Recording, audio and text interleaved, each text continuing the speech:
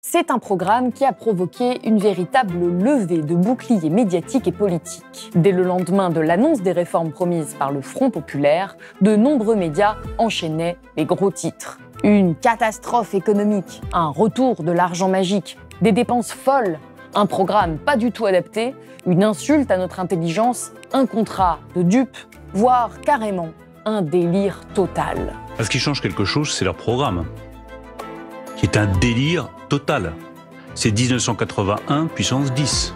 C'est l'assurance du déclassement. On parle d'indexation des salaires, chômage de masse et l'assurance de la sortie de l'Union européenne. Bref, que ce soit dans la bouche du ministre de l'économie ou dans celle des nombreux journalistes, éditorialistes et analystes, dans beaucoup de médias, la rengaine est la même. Le programme économique du Front populaire ne serait pas rationnel, pas applicable, pas sérieux. Il serait carrément dangereux et mènerait à l'effondrement de toute l'économie. Le programme du pseudo-Front populaire est dangereux. Le moment de folie politique dans lequel nous sommes tombés, j'appelle l'extrême gauche, c'est 300 milliards d'euros par an, avec des promesses qui sont intenables. Cette folie programmatique. Effondrement économique garanti également. Mais alors, qu'en est-il vraiment ? Même si les mesures annoncées par le nouveau Front populaire peuvent paraître désirables, sont-elles applicables économiquement ? Comment, concrètement, les mettre en place dans le cadre de l'Union européenne ? Par exemple, à Blast, nous avons examiné ce programme, soutenu, on le rappelle, par des économistes comme Thomas Piketty, Julia Cagé, et nous allons essayer de l'analyser avec un autre économiste de renom qui a étudié de près ces mesures. Alors le programme du nouveau Front populaire est-il utopique ou réaliste ? C'est ce qu'on va voir tout de suite dans cette nouvelle émission économique pour Blast.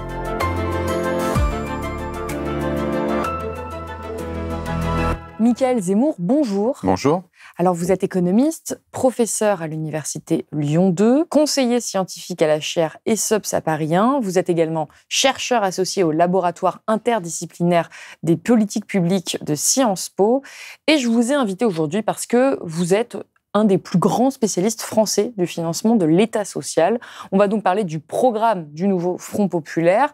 Avant d'aller dans les détails et un petit peu dans le dur de toutes ces mesures, comment est-ce que vous avez reçu l'annonce des différentes mesures du nouveau Front populaire ? Moi, ce que j'ai trouvé intéressant dans ce programme, d'abord, c'est son orientation générale qui propose un changement de cap par rapport à la politique actuelle. La politique actuelle du gouvernement, en gros, c'est une politique de baisse d'impôts, un peu sur les ménages, la taxe d'habitation, pas mal sur les entreprises, et qui vide les caisses, d'une part, crée du déficit, et d'autre part, qui a pour contrepartie des réformes antisociales.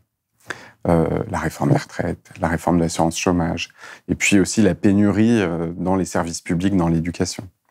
Et donc, quand vous écoutez Bruno Le Maire, c'est son programme continu, et ce qu'il propose de continuer à faire, c'est la baisse des dépenses publiques, la baisse des prélèvements obligatoires.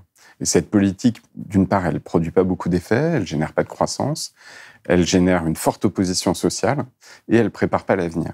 Et moi, ce que je trouve dans le programme du Front populaire, c'est de dire, on arrête ça, et on se réoriente vers une politique qui commence par se demander de quoi on a besoin, en termes de protection, d'éducation, de santé, et ensuite comment on s'en donne les moyens, et qui, contrairement à la politique actuelle, va chercher aussi à se donner les moyens, y compris en allant chercher l'argent là où il est.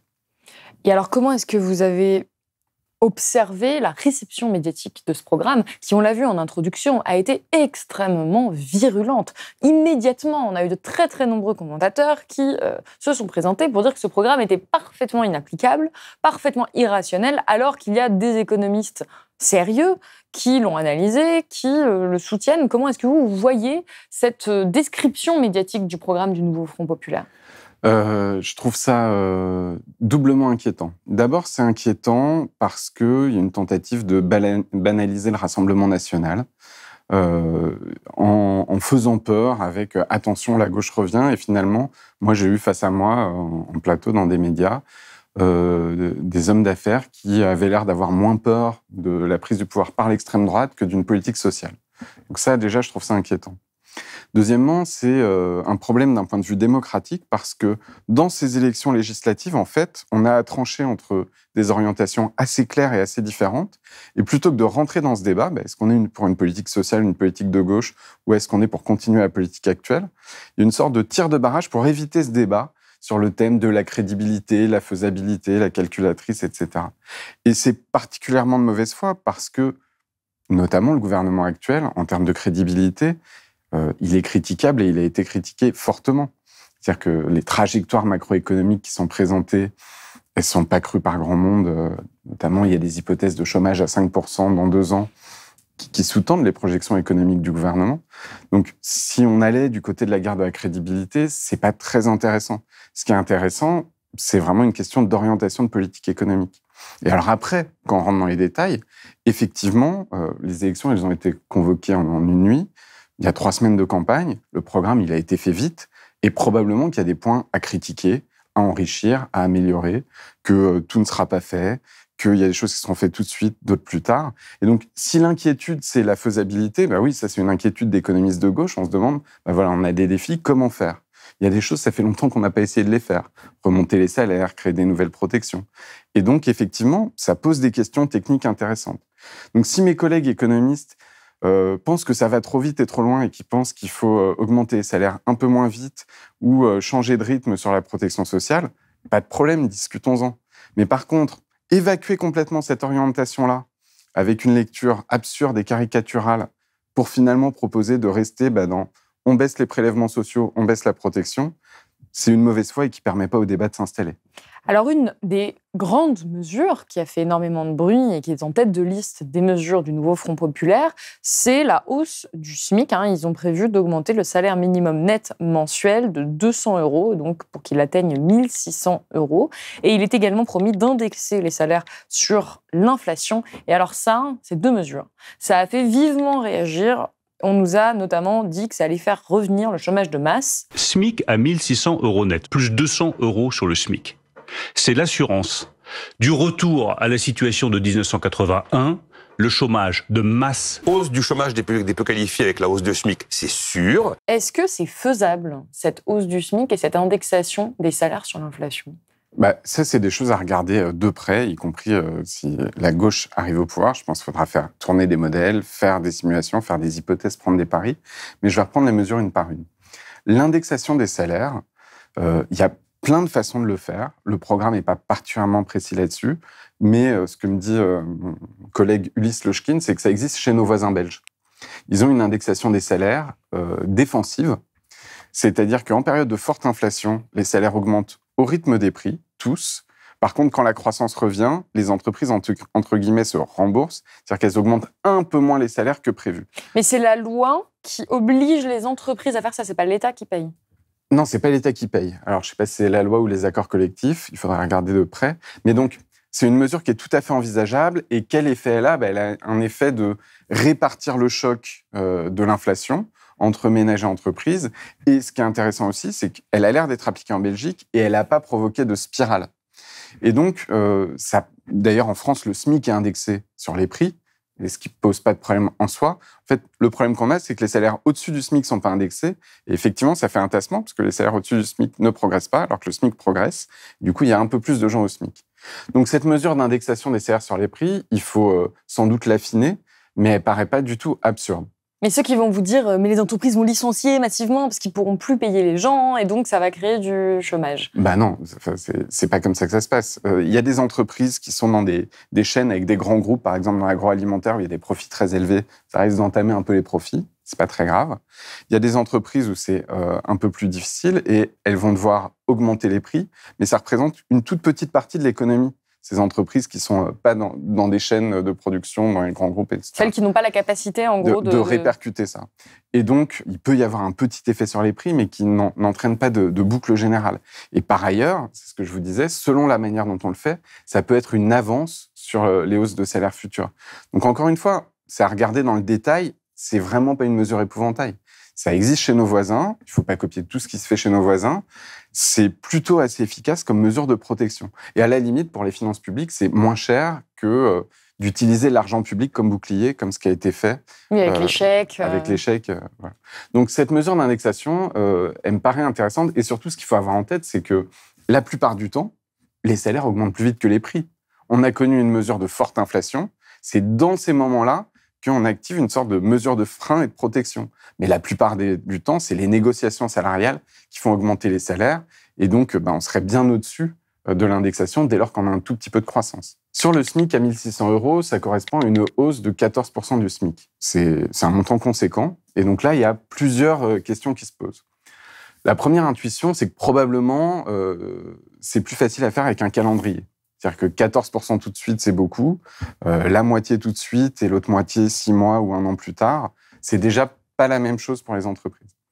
La deuxième chose, et ce qu'il faut regarder de près, c'est les interactions avec les exonérations de cotisations sociales. En fait, il y a tellement d'exonérations de cotisations sociales que quand vous augmentez le SMIC, le coût du travail baisse pour les salaires juste au-dessus, parce qu'ils ont plus d'exonérations de cotisations sociales. Et donc, finalement, si on avait une hausse rapide du SMIC, le coût serait, je ne sais pas s'il serait plus important, mais il serait important pour l'État, pour les finances publiques, et pas si important que ça pour les entreprises, parce qu'elles récupéreraient de l'argent du côté des exonérations. Donc ça, c'est le deuxième mécanisme qu'il faut avoir en tête. Et après, ça pose des questions aussi sur éventuellement la question du tassement des salaires. Si vous augmentez trop vite le SMIC, les personnes qui sont au-dessus du SMIC risquent de se retrouver rattrapées par le SMIC avec beaucoup de personnes au SMIC. Donc c'est pour ça que réfléchir à un calendrier, ça pourrait être intéressant pour donner le temps aux autres salaires de suivre des négociations sociales qui seraient instaurées, etc. Donc là aussi, clairement, c'est un projet ambitieux. Comment est-ce que ça peut être fait? Je pense que c'est un vrai sujet à discuter, y compris, je pense que les syndicats doivent avoir leur avis, les entreprises doivent avoir leur avis. Mais, encore une fois, la question c'est, est-ce qu'on discute de comment est-ce qu'on augmente les salaires? Ou, et les autres programmes sont très clairs là-dessus, on ne les augmente pas du tout. C'est-à-dire que le programme du RN évacue ça. Et le programme du gouvernement, la seule source de pouvoir d'achat, c'est on va baisser les cotisations sociales pour vous les donner en cash. Et puis derrière, on va baisser les protections. Donc, l'augmentation du SMIC à 1 600 €, c'est très ambitieux. Probablement que ça réclame un calendrier, des mesures techniques, etc. Mais augmenter le SMIC, c'est possible. Et par ailleurs, si on revient sur la période récente, dès qu'il y a un peu de croissance, on espère qu'il va y en avoir un petit peu, l'indexation actuelle du SMIC laisse dériver le SMIC par rapport aux autres salaires. Le SMIC, normalement, hors période d'inflation très forte et de croissance très faible, comme ce qu'on a connu, il augmente moins vite que les autres salaires. Donc avoir une idée d'un rattrapage, c'est pas complètement absurde. Un autre grand point, c'est l'abrogation de la dernière réforme des retraites. Ça a suscité beaucoup de critiques pour arriver même jusqu'à une retraite à 60 ans. La retraite à 60 ans, qui est absolument impossible à financer. On parle d'objectif retraite à 60 ans. Mais ça, c'est une démagogie sans nom. Ça coûte plusieurs dizaines de milliards d'euros. Ça a fait hurler du côté des politiques, des éditorialistes et également du côté du journal Les Échos, qui est quand même un journal économique sérieux, qui expliquait en une que cette nouvelle réforme des retraites du nouveau Front populaire pourrait coûter 100 milliards d'euros. Est-ce que c'est vrai ? Alors sur le chiffre de 100 milliards, je pense qu'il est un peu gonflé si on parle de retraite à 60 ans, mais ce qui était très choquant dans la une des Échos, c'est qu'ils ont titré « Abrogation de la réforme des retraites, 100 milliards ». Or, l'abrogation de la réforme des retraites, ce qui est la mesure phare, à mon avis, du Front populaire, c'est la suppression de la retraite à 64 ans. Revenir à la législation d'il y a 2 ans, c'est-à-dire le droit à la retraite à 62 ans pour toutes les personnes. Et ça coûte pas 100 milliards d'euros, comme l'a titré Les Échos, ça coûte 15, peut-être 20 milliards d'euros en 2032, parce qu'il y a des choses qui évoluent, mais donc 5 fois moins. Et donc, qu'un journal aussi sérieux et en général informatif que Les Échos agite la première mesure, effectivement, l'abrogation de la réforme des retraites, et multiplie par 5 le chiffre, on sent une sorte de panique et d'un débat pas sérieux. Alors après, il y a votre question sur la retraite à 60 ans. Ma manière de lire le programme du Front populaire, c'est la suivante. Il y a une évolution, d'ailleurs, par rapport à 2022. En 2022, je crois que dans le programme de la NUPES, la retraite à 60 ans était un élément du programme. Aujourd'hui, ce qu'il y a dans le programme, c'est des éléments immédiats sur les retraites. Abroger la réforme de retraite à 64 ans et le faire vite, c'est intéressant parce qu'il y a des personnes qui sont en train d'être touchées par la réforme. Elle a commencé à s'appliquer. Donc l'interrompre tout de suite, ça permet de revenir à 62 ans sans créer de trop gros écarts entre générations. Des mesures sociales sur les retraites, par exemple relever les petites retraites, par exemple prendre en compte la pénibilité. Et là, je trouve que le programme n'est pas assez ambitieux. Il propose de remettre les critères Hollande. Je pense qu'on pourrait aller plus loin sur la prise en compte de la pénibilité pour permettre à des dizaines de milliers de personnes de partir dès 60 ans. Donc ça, c'est ce qu'il y a dans le programme. Et après, il indique que la retraite à 60 ans reste un objectif. Ça me paraît prudent de le dire comme ça, Parce qu'effectivement, si c'était 60 ans tout de suite, ça coûterait très cher, ça ferait un gros choc par rapport aux âges, et que la question qui se pose, et il doit être discuté avec les organisations syndicales, c'est pas seulement l'âge, c'est à moyen terme, pour les gens qui ont 50, 40, 30 ans, quels sont les objectifs du système de retraite? Et donc, à quel âge on part? Avec quel taux de remplacement, c'est-à-dire quel niveau de retraite, et quels sont les moyens qu'on se donne pour le financement. Et donc, ça me paraît intéressant de dire, 1, on interrompt, 2, on répare le plus injuste, et 3, on réunit les organisations syndicales en mettant toutes les options sur la table et en disant, il y a dans ce paysage un objectif de la retraite à 60 ans, c'est au programme de certains syndicats, par exemple, dans leur plateforme, d'autres pas, et on voit ce qu'on en fait. Et cette démarche de mettre tous les leviers sur la table pour la réforme des retraites, y compris les cotisations sociales. Je veux dire, quels pourraient être les leviers pour financer une retraite à 62 ou à 60 ans? Alors, il y a un levier qui est déjà dans le programme, ce sont les cotisations sociales. Et je crois que le programme propose d'augmenter les cotisations sociales de 0,25 points par an, employeurs et salariés. Donc, c'est à la fois très faible et en même temps, ça ramène pas mal de recettes. À soi seul, en faisant ça 5 ans, ça finance quasiment les 2/3 de la retraite à 62 ans, de l'abrogation. Et en allant chercher d'autres petites recettes, par exemple des cotisations sur l'épargne salariale qui ne cotisent pas, ou sur les complémentaires santé, par exemple, ou alors en faisant cotiser, comme je crois c'est dans le programme, certains revenus du capital, on boucle sans problème l'abrogation de la réforme des retraites. Pour faire la suite, il faut avoir un débat de quoi on se donne les moyens. Quel est le niveau des petites retraites qu'on se fixe comme objectif? Quel est le taux de remplacement à l'avenir? On sait que si on fait rien, le niveau des retraites va décrocher assez sensiblement dans les 30 ou 40 prochaines années. Il faut prendre cette question-là en même temps que celle de l'âge et en même temps que celle des conditions de travail. Donc de ce point de vue-là, franchement, la méthode me paraît bonne. Ça me paraît aussi prudent de ne pas avoir mis retraite à 60 ans tout de suite maintenant. Et ça me paraît surtout le contre-pied de ce qui a été fait avec le gouvernement, parce qu'il faut se rappeler que la retraite à 64 ans, elle a été faite contre les électeurs. En fait, c'est à cause de la réforme des retraites que Emmanuel Macron n'a pas eu la majorité à l'Assemblée nationale. C'était le point le plus impopulaire de son programme. Elle a été faite contre les syndicats, elle a été faite contre les manifestations et contre le Parlement. Et ça, en termes de... c'est pas juste politique, en termes de politique sociale et de système social, c'est assez inhabituel, ça crée une vraie rupture. Normalement, il y a une forme de démocratie sociale, avec différents leviers, etc., où quand on pilote l'État social, qui est aussi important pour l'ensemble de la population, on ne le fait pas en se mettant à dos l'ensemble de la population. Toujours sur des questions de pouvoir d'achat, il y a cette proposition qui concerne le blocage des prix, qui là encore a suscité beaucoup de commentaires. Le nouveau Front populaire propose donc un blocage des prix des biens de première nécessité, notamment dans l'alimentation, l'énergie et les carburants.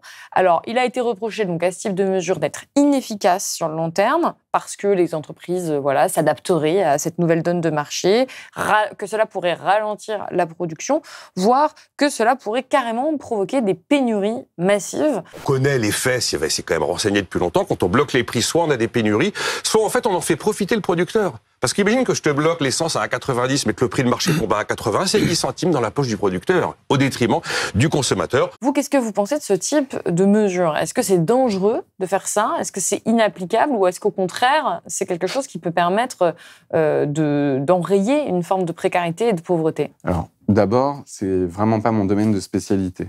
Ça me paraît pas du tout absurde parce que les secteurs qui sont cités, notamment l'agroalimentaire et l'énergie, sont les secteurs qui, pendant le pic d'inflation, ont fait des super profits. C'est-à-dire qu'ils ont non seulement répercuté la hausse des prix, mais en fait, ils ont fait des profits sur le fait que les prix augmentaient. Et donc, agir sur la réglementation, sur le long terme, sans doute que ça a des effets compliqués à gérer, mais c'est plutôt une mesure défensive et de court terme. Et donc ça me paraît pas du tout absurde.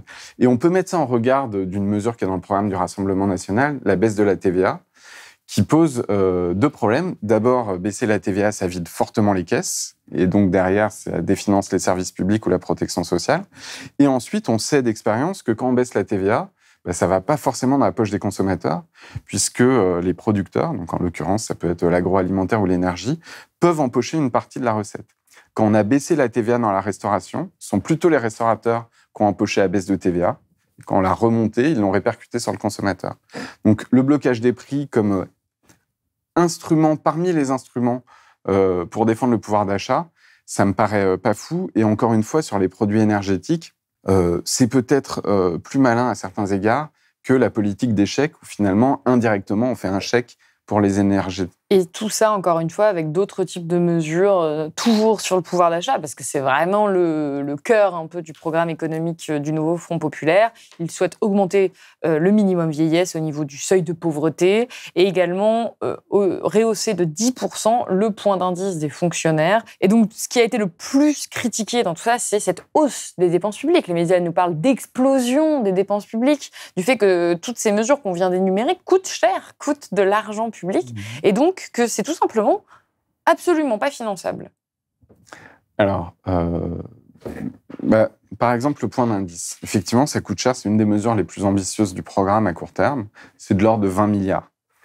20 milliards, c'est un tout petit peu plus que le CICE. C'est-à-dire que le volontarisme en politique économique, depuis François Hollande et le CICE, on sait que ça peut exister. Hein.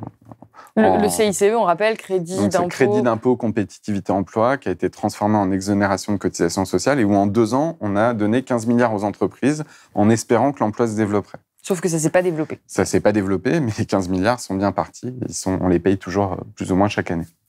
Et donc, 20 milliards de hausse du point d'indice, c'est cher. Maintenant, ça répond à des choses précises. D'abord, il y a une vraie dévalorisation des rémunérations dans la fonction publique.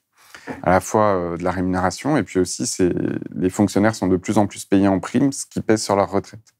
Surtout, ça peut aussi être considéré comme une dépense d'avenir. Parce qu'une des choses qui me paraît la plus inquiétante aujourd'hui dans la situation en France, c'est la crise de recrutement dans l'éducation et dans le secteur de la santé. 2 secteurs qui sont très concernés par cette mesure. On a aujourd'hui dans les concours d'enseignement un taux de candidature inférieur aux places dans plein de filières. Et ça, c'est extrêmement inquiétant du point de vue simplement du fait de préparer l'avenir. Donc, c'est sans doute pas la seule réponse, mais dire on va revaloriser ces métiers. Parce que ce qui se passe aujourd'hui, c'est que les personnes qui peuvent exercer ces métiers s'en détournent pour aller faire autre chose ailleurs. Ça me paraît effectivement un signe stratégique important. Alors après, comment c'est financé ? Le programme du Front populaire, en gros, il évoque 2 pistes qui sont pas toujours assez détaillées, mais les pistes sont assez précises. Première piste, c'est d'aller récupérer l'argent sur les gros patrimoines. Il y a vraiment un dysfonctionnement économique qui est international, mais qui se manifeste en France au cours des dernières années, qui est un gonflement des très gros patrimoines. Et donc, il y a un mouvement international pour aller, d'une part, récupérer l'argent dans les paradis fiscaux et taxer les très gros patrimoines. Il y a le travail notamment de l'OCDE, mais de Gabriel Zucman aussi, qui pousse cet agenda-là, y compris au niveau du G7, du G20, etc. Et donc, ça serait de dire, on va intégrer la France dans cet agenda et aller taxer les très grosses fortunes parce que les premiers milliards sont faciles à récupérer. Donc ça, c'est la première piste et qui me paraît vraiment intéressante. Par ailleurs, il y a le rétablissement de l'ISF, qui est un impôt dont les économistes ne sont pas fans parce que ce n'est pas un super impôt. N'empêche que quand il a été supprimé, ça a coûté plusieurs milliards. Les parlementaires, les ministres ont défilé en disant que ça allait relancer l'investissement dans les entreprises. Rien du tout. Donc, on a perdu quelques milliards, pas beaucoup, mais pour rien. Donc, le rétablissement ne me fait pas peur du tout. Deuxième piste de financement, qui là, à mon avis, n'est pas assez développée. Je pense qu'il faut passer en revue toutes les baisses d'impôts qui ont eu lieu au moins depuis 2017 et même sous le mandat de François Hollande. Donc on peut les citer. Il y a le CICE qui coûte à peu près 15 milliards par an, le pacte de responsabilité, des exonérations de cotisations sur les hauts salaires qui coûtent encore 3 ou 4 milliards, je ne sais plus. On a la baisse des impôts de production, on a eu la baisse de l'impôt sur les sociétés, on a eu la baisse de l'ISF, on a eu la baisse de la taxe d'habitation. Tout ça cumulé, ça fait de l'ordre de 70 milliards sur la période Macron et encore plus sur la période Hollande, de baisse de recettes. Et globalement, quand on analyse cette politique, on n'en voit pas les fruits. Donc moi, je ne pense pas qu'on peut revenir sur tout d'un coup. Ce n'est pas parce qu'il y a 70 milliards de baisse de prélèvement qu'on peut récupérer en 1 an ou même en 5 ans 70 milliards. Même si c'était une mauvaise idée, finalement, l'économie s'y est habituée. Donc on ne va pas faire un choc trop fort. Par contre, les passer en revue et se demander sur quelles mesures on peut revenir et à quel rythme, je pense que c'est une vraie source de financement. Il y a des pistes déjà dans le programme et je pense que c'est à creuser. Oui, il parlait de, par exemple, réformer l'impôt sur les héritages, ça pourrait rapporter Bien 10 sûr. milliards. Supprimer les niches fiscales inefficaces, injustes et polluantes, 3,5 milliards d'euros. Et un impôt dont on n'a pas encore parlé, c'est l'impôt sur le revenu, à 14 tranches. Donc, ça représenterait en réalité une baisse d'impôt pour 90% de la population. Ça, franchement, je ne sais pas, parce que je n'ai pas vu les simulations. L'impôt sur le revenu, vous le paramétrez comme vous voulez, en fait. Donc, on peut faire une baisse d'impôt sur 90% de la population, une hausse sur les autres. L'impôt sur le revenu, en France, c'est un petit impôt. En fait, la plupart des ménages, ils payent surtout de la CSG, qui est une cotisation sociale, mais un peu l'autre impôt sur le revenu. À mon avis, son principal problème, ou le principal problème de la fiscalité en France, c'est que les très très riches ont des revenus qui échappent à la taxation. Et donc, il faut trouver des moyens, soit en remettant en cause la flat tax, soit en allant sur la fiscalité des sociétés, de taxer les très très riches. Pour le reste, il y a un choix à faire. Je ne suis pas sûr que la baisse d'impôt sur les ménages soit une priorité. Je pense que c'est plus intéressant d'augmenter le pouvoir d'achat en relançant l'activité économique d'une part, avec des hausses de salaire quand c'est possible, etc. Parce qu'on a besoin de moyens publics pour faire face aux défis de demain. C'est-à-dire que aujourd'hui, il y a plein de ménages, notamment dans les classes moyennes, qui se posent la question ou commencent à fuir l'école publique pour aller dans l'école privée. Je pense sincèrement qu'il vaut mieux financer une école publique qui attire tout le monde et pas avoir à se payer une école privée. Et on peut dire la même chose sur l'assurance santé. On peut dire la même chose sur la transition énergétique. Donc, on peut regarder, effectivement, et notamment prendre la situation des ménages les plus modestes. Mais je pense que c'est intéressant d'avoir un programme qui assume aussi de lever des ressources collectives pour du bien-être collectif et qui, à la fin, est redistributif. Et alors, un gros point qu'on n'a pas abordé et qui est aussi présenté comme une des limites les plus importantes, c'est celle de l'Union européenne. Parce que tout ce qui est proposé, c'est un programme de relance, ce programme de financement de l'État social, implique des dépenses publiques très importantes et ça ne va pas du tout dans le cadre des traités européens. Donc, certains commentateurs ont dit « mais ça va nous faire sortir de l'Union européenne et donc provoquer un effondrement économique ». Vous, comment est-ce que vous percevez cette question de cette contrainte européenne ? Assez sereinement. Parce qu'en réalité, les traités européens, avant 2008, c'était la loi des reins. Et puis maintenant, c'est une ligne rouge, mais un peu en laine, quoi. C'est-à-dire qu'on a vu avec la crise de 2008 et puis avec la crise du Covid que les lignes rouges des traités, elles sont à géométrie variable. Ça devient des objets politiques qui sont renégociés en permanence. Donc, je ne suis pas très inquiet de ce côté-là. Ça, c'est le premier point. Et le deuxième point, je pense qu'il y a une vraie discussion de politique économique à avoir avec l'ensemble de l'Union européenne sur la direction qu'on prend. C'est-à-dire, d'abord, on a un avenir économique incertain où on a la question à se poser de qu'est-ce qu'on va produire, comment on fait la transition énergétique, la transition écologique, et ça réclame des investissements.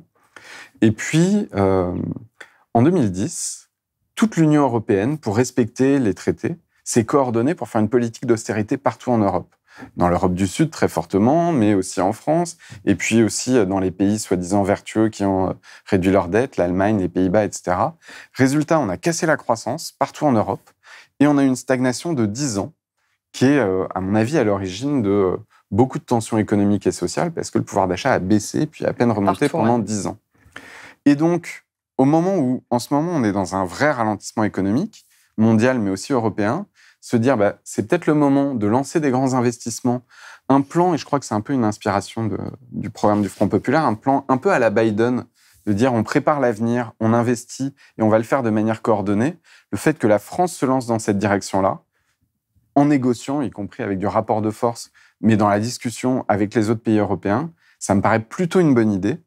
Dans la période récente, la politique, notamment de la Banque Centrale Européenne, a été de freiner l'économie, de ralentir l'activité, voire de créer du chômage. Pour lutter contre l'inflation, il est peut-être temps de réorienter cette politique. Et alors, un petit point média, parce que ça nous intéresse à Blast, mais de manière générale, quand on s'occupe des questions démocratiques, le nouveau Front Populaire veut assurer la pérennité de l'audiovisuel public en lui garantissant les moyens de son indépendance grâce à un financement, je cite, pérenne et visible, mais aussi socialement juste. C'est-à-dire que c'est un financement qui tiendrait compte des revenus des foyers. Le nouveau Front Populaire souhaite limiter la concentration dans les industries culturelles et les médias par quelques propriétaires, ainsi que il souhaite sonner la fin des des aides publiques pour les médias qui auraient été condamnés pour incitation à la haine ou atteinte à la dignité des personnes. Donc c'est aussi une restructuration économique de cette question médiatique. Vous, qu'est-ce que ça vous inspire ? Bon, d'abord, c'est très inquiétant le programme du RN concernant la privatisation totale des médias publics. Le fait, moi, mon expérience, elle est notamment sur la réforme des retraites, le fait d'avoir des médias publics d'information sur lesquels on ne fait pas pression. Alors, il n'y a pas que les médias publics, clairement, il y a aussi des médias privés, mais sur lesquels on ne fait pas pression, dans lesquels on a tant de parler. Beaucoup de personnes me parlent du fameux épisode où je vais à France Inter et je parle de la retraite à 1 200 € vantée par le gouvernement, qui n'en est pas une. Et en fait, je me dis, si France Inter avait été privé, il n'aurait peut-être pas existé, tout simplement parce qu'on aurait eu une coupure pub. J'aurais pas eu 10 minutes pour l'expliquer. Et donc, c'est un peu anecdotique, mais le fait que les pouvoirs publics aient aussi des moyens de créer un bien public qui crée de la richesse aussi. C'est pas parce qu'une radio est publique qu'elle crée pas de la richesse, elle crée de la valeur pour ses auditeurs. C'est de la pub en moins dans les oreilles. C'est une source de pluralité aussi, même s'il y a des discussions là-dessus. Et donc, ça me paraît inquiétant. Et on m'interroge beaucoup dans les médias sur la crédibilité du programme économique du Rassemblement national.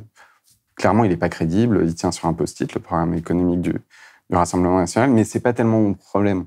C'est-à-dire qu'il serait crédible et détaillé. Ça resterait un programme d'extrême droite extrêmement violent pour les populations et aussi pour les libertés publiques.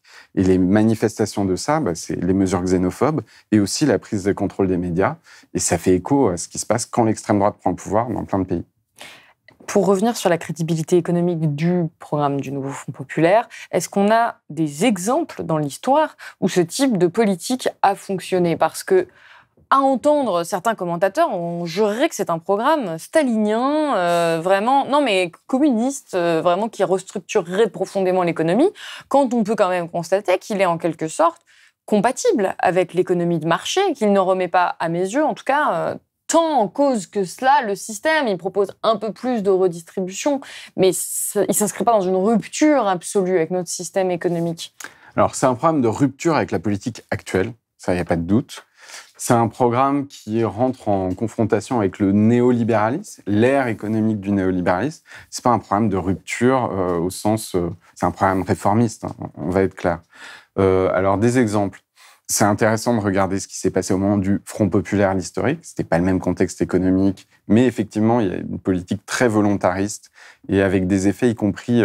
entraîné par le mouvement social, de négociations sur les salaires, etc. Donc ça peut être une source d'inspiration. Je pense que le programme aussi est très inspiré de la politique économique à la Biden, c'est-à-dire de préparer l'avenir avec des dépenses d'avenir, avoir aussi des mesures pour le pouvoir d'achat, etc. Et on voit que c'est pas quand même un immense radical de gauche, Joe Biden. Non, clairement. Et ça n'a pas fait s'effondrer l'économie. Et donc c'est clairement un programme réformiste. Après, les points de discussion et qui me paraissent légitimes, c'est quoi faire, tout faire, à quel rythme et comment on fera. Et franchement, j'ai pas la réponse. D'abord, les économistes, par nature, ils sont conservateurs. C'est-à-dire qu'ils pensent que si ça a jamais été fait, c'est pas possible. Et donc, c'est un peu en marchant qu'on avance. Et ensuite, faut dire la vérité. C'est-à-dire que, y compris le gouvernement actuel, surtout le gouvernement actuel, on n'a pas de visibilité à plus d'1 an sur la situation économique de la France et du monde. Donc, ce qui est clair, c'est une réorientation de cap avec des premières mesures, une direction, une stratégie. Et après, la stratégie, elle se construit en avançant. Et donc, je pense que c'est ça, le débat économique intéressant. Et pour ça, le programme me paraît tout à fait clair et cohérent. Sur le plan économique, et ce sera ma dernière question, est-ce que vous comprenez cette mise en équivalence du programme économique du Nouveau Front Populaire et de celui du Rassemblement national qui a été opéré dans de très nombreux médias ces derniers jours ? Le Rassemblement national et ses associés, ils proposent des choses qui peut-être font plaisir aux gens. Mais enfin, c'est 100 milliards par an. Et puis de l'autre côté, à l'extrême gauche, c'est 4 fois pire en termes de coûts. Non, je le comprends pas. D'abord sur le fond. En gros, le Front populaire a un programme, le gouvernement n'en a pas, il propose de continuer.